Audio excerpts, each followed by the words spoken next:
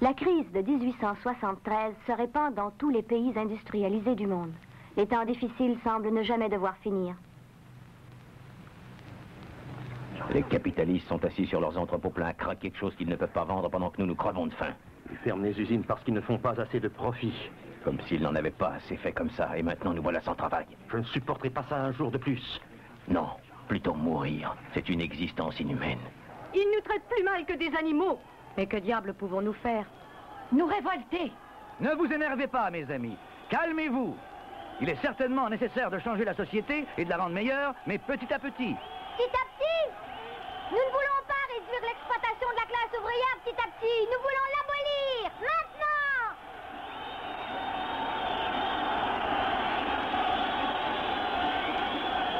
Et pendant ce temps, chez McProfit,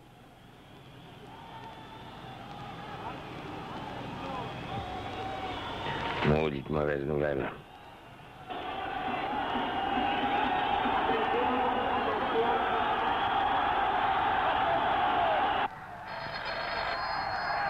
Allô, oui, McProfit. J'ai le regret de vous informer que notre plus importante mine de fer est presque vide et qu'il est pratiquement impossible d'en obtenir une autre. Nos compétiteurs les ont toutes achetées.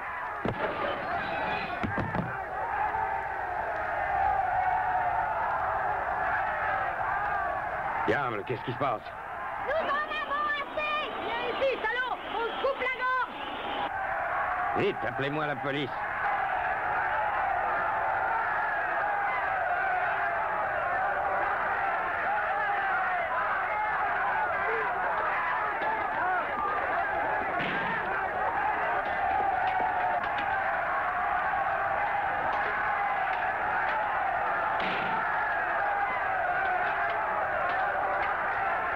Tu ne fais rien pour attendre. Nous reviendrons. Ta police peut tuer des travailleurs, mais elle ne peut pas arrêter toute la classe ouvrière.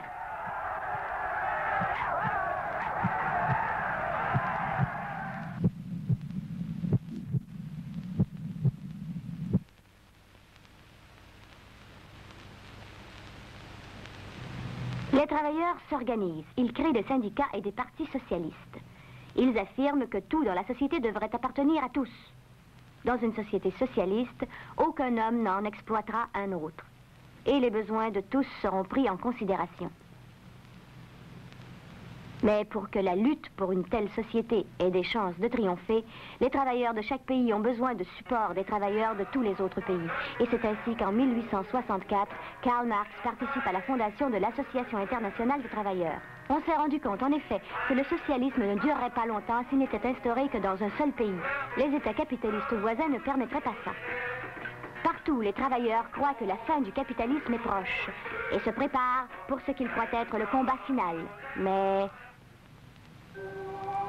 au même moment, dans le monde entier, les capitalistes et les financiers les plus importants se réunissent en conférence à Paris, Bruxelles, Rome, New York, Saint-Pétersbourg, Tokyo, Berlin, Londres. Le capitalisme doit être sauvé à n'importe quel prix. Au début, nous les Anglais, nous étions les seuls. Mais maintenant, des compagnies étrangères empêchent notre progrès. Cette situation nous étrangle et j'ai hâte que nous y mettions un terme. Hier, je me promenais dans les quartiers de l'Est de Londres et j'ai assisté à une manifestation de chômeurs. Et j'ai écouté des discours délirants qui n'étaient qu'un seul et même cri. Du pain, toujours plus de pain.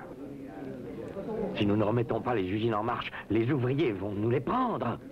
Si nous voulons épargner aux 40 millions d'habitants de notre belle Angleterre les horreurs d'une guerre civile, il nous faut trouver de nouveaux territoires où les chômeurs pourraient émigrer et où nous pourrions vendre nos surplus. Tous ces produits, nous ne pouvons plus vendre ici et tous ces ouvriers menaçants. Oui, d'accord, mais qui pense aux matières premières? Bien sûr, il faut repartir les usines, mais nous manquons de matières premières. Messieurs, j'ai l'honneur de vous présenter le journaliste et explorateur américain Henry Morton Stanley. Bonsoir, messieurs. Je reviens d'un long voyage qui a coûté la vie à des centaines de gens, mais qui a donné de magnifiques résultats. Grâce à ce voyage, j'ai découvert un continent tout entier qui n'attend que les initiatives de l'homme blanc. En Afrique, vous trouverez la solution à tous vos problèmes. Il y a là des millions de personnes qui se promènent tout nus. Ils n'attendent que de pouvoir acheter les vêtements que vous fabriquez dans vos usines. En Afrique, vous allez pouvoir investir dans les routes, les chemins de fer, les mines. Et le climat est idéal pour toutes sortes de plantations telles que le caoutchouc, thé, café, cacao, sucre.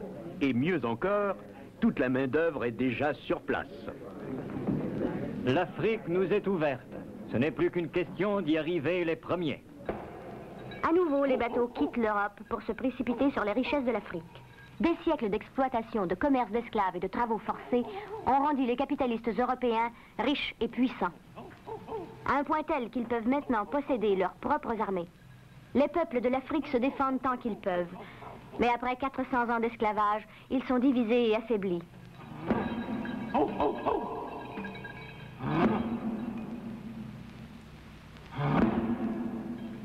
En quelques années, les armées bien équipées de l'Europe font la conquête de l'Afrique. Mais l'étincelle de la résistance n'est pas morte.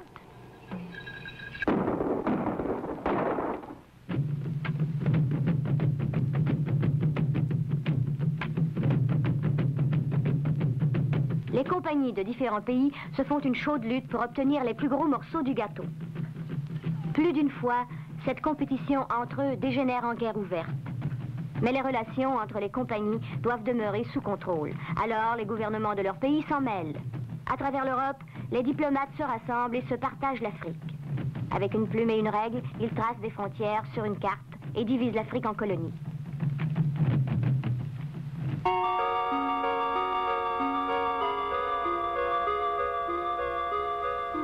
Beaucoup de sang a coulé et beaucoup d'argent a changé de main depuis que le premier capitaliste a vu le jour en Europe. Vous vous rappelez de lui quand on l'a vu arriver avec sa charrette pleine d'épices et de verre qu'il apportait de Venise. Il avait des idées nouvelles.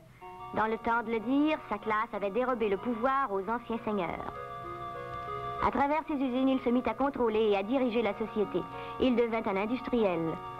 Pour conserver leur pouvoir, les capitalistes ont besoin de toujours plus d'argent pour que leurs usines continuent à se développer. Ainsi, les banques commencent à prendre une réelle force, dangereuse pour les capitalistes de petite et moyenne importance. Plusieurs Wellerost meurent comme des mouches. Les capitalistes de la finance ne prêtent d'argent qu'aux plus gros et aux plus puissants. Et ce sont eux qui deviennent ainsi les plus puissants capitalistes de toute l'histoire, parce qu'ils règnent à la fois sur les banques et sur les compagnies. Maintenant, nous voici tout près de notre propre siècle. Nous approchons de notre époque à nous. Mais pour bien comprendre ce qu'elle est, notre époque, il faut regarder de plus près les capitalistes de la finance. Pendant que les grandes compagnies se partagent l'Afrique, les capitalistes de la finance, eux, en Europe, s'inquiètent. Crise après crise après crise, ça n'a vraiment pas été facile pendant les 20 dernières années. Peu de compagnies ont survécu. Mais elles sont plus grosses et plus puissantes que jamais. Et puis, qu'est-ce qui provoque les crises? On produit trop et les prix s'effondrent d'une façon catastrophique. Et pourquoi fabrique-t-on plus que ce qu'on peut vendre? À cause de la concurrence, évidemment. Toutes les crises sont provoquées par la concurrence. Et ces crises nous mettent dans un tel pétrin. Il faut faire quelque chose. Sinon, ces crises perpétuelles vont nous mener tout droit à notre perte. Il faut que vous arrêtiez de vous faire concurrence et deveniez des amis. Mais comment pourrais-je coopérer avec les autres alors que je suis si puissant? Ça ne marchera jamais. Et moi, je suis de la race des oiseaux de proie. Comment pourrais-je changer? J'ai besoin de la compétition. Pour les capitalistes, c'est une question de vie ou de mort. Faites ce que je dis, unissez-vous. Sinon, il n'y aura plus d'argent à emprunter ici. Finalement, les grosses compagnies commencent à coopérer. Mais dans leur fort intérieur, elles auraient plutôt envie de s'entre-dévorer. Dans tous les pays capitalistes, les capitalistes de la finance gagnent ainsi de plus en plus de pouvoir. Pour éviter de nouvelles crises, les compagnies sont forcées de s'unir et de s'entraider. Comme on dit, si tu ne peux pas les battre, arrange-toi pour être du même côté qu'eux. Et c'est ce qui se produit. Nous avons formé un cartel. À nous 5, nous produisons tout l'acier dans le pays. Nous avons cessé de nous concurrencer entre nous. Et nous nous sommes entendus pour ne pas produire plus d'acier que nous ne pouvons vendre. Les capitalistes de la finance sont avec nous. Nous formons un trust. Nous avons cessé de nous concurrencer. Nous avons convenu de ne former qu'une seule compagnie. Nous produisons tous les équipements électriques du pays. Tout le monde est obligé de venir acheter chez nous. Nous décidons des prix. Et les capitalistes de la finance sont avec nous. Je suis un monopole. Je ne concurrence personne. Je me suis débarrassé de tous mes compétiteurs.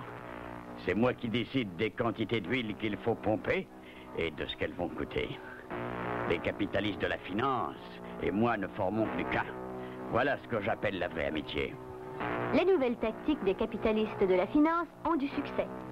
Les usines recommencent à fonctionner, les chômeurs retrouvent des emplois. Et certains obtiennent même de meilleurs salaires. C'est quasiment trop beau pour être vrai. Comment cela se peut-il? Eh bien, c'est très simple. En Afrique, les capitalistes ont trouvé un marché pour tout ce qu'ils ne pouvaient pas vendre chez eux. Le seul ennui, c'est qu'en Afrique, tout le monde est paysan.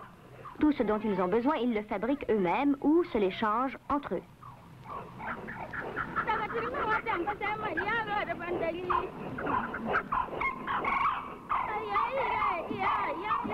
Alors les Européens les forcent à utiliser l'argent.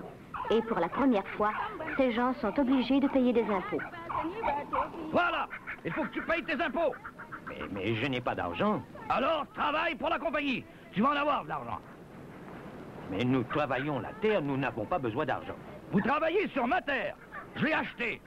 Mais vous ne pouvez pas acheter la terre, elle appartient à tout le monde. Tant que vous serez sur ma terre, vous allez payer des impôts. Mais nous n'avons rien pour payer. Alors travaillez pour la compagnie, ou allez-vous-en. De cette manière, les capitalistes gagnent peu à peu toutes les terres pour leurs plantations et les mines dont ils ont besoin pour se procurer à bon marché les matières premières pour leurs usines. Pour payer les taxes, les gens sont forcés de travailler dans les plantations. C'est tout juste s'il leur reste assez de temps pour cultiver dans les champs ce qu'il leur faut pour se nourrir. Les compagnies investissent beaucoup d'argent dans les routes, les chemins de fer, les usines, les ports et dans de luxueuses demeures. Mais tout cela ne tombe pas du ciel. On a besoin de travailleurs, de beaucoup de travailleurs. Et même si les gens ont toutes les misères du monde à se garder en vie, ils n'en sont pas moins réduits aux travaux forcés. Ouais. Et toi? Et toi? Vous devez travailler pour la compagnie. Mais c'est le temps de la récolte, on ne peut pas. Oh!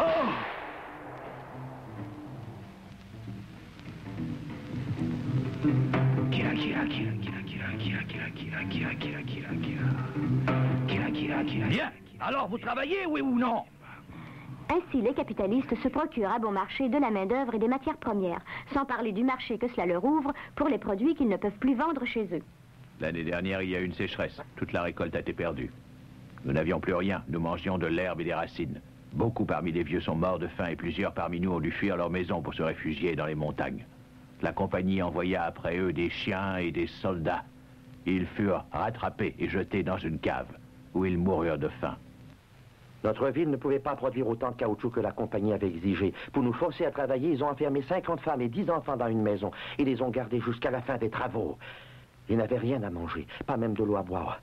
Nous les entendions hurler pendant notre travail. Nous avons travaillé 3 semaines pour récolter tout le caoutchouc que la compagnie voulait. C'était trop tard, ils étaient tous morts. Nous n'avons plus de terre, nous n'avons plus de bétail, nous n'avons plus aucun droit. Nous sommes les esclaves de l'homme blanc. Nous ne sommes plus rien. Si les indigènes se révoltent, il faut les exterminer sans aucune hésitation.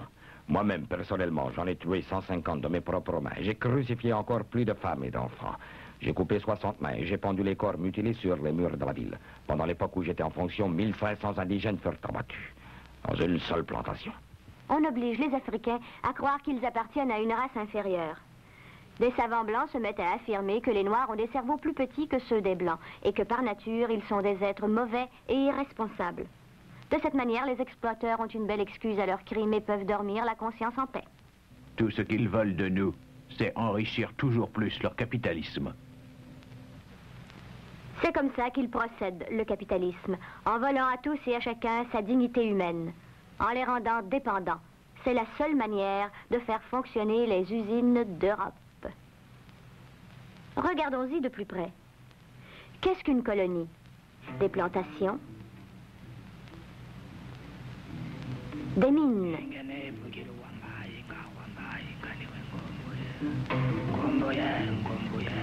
les matières premières sont expédiées par bateau. Ici, on construit une capitale. Le gouvernement européen a délégué un gouverneur. Lui et les autres fonctionnaires blancs ont pour tâche de veiller à ce que tout le monde paie les impôts et obéisse aux lois. Dans les bidonvilles s'entassent les chômeurs, ceux qui n'ont pas de toit, ceux qui ont été chassés de leurs terres. Certains se trouvent des emplois, garçons de table, débardeurs, balayeurs. Les plus dociles peuvent même devenir policiers ou fonctionnaires. Et les matières premières continuent d'être acheminées vers l'Europe. Et tout comme ils ont gagné l'Afrique, les cartels, les trusts, les monopoles ont conquis le monde entier. L'impérialisme, c'est comme l'air que nous respirons. Et sans lui, nous sommes morts.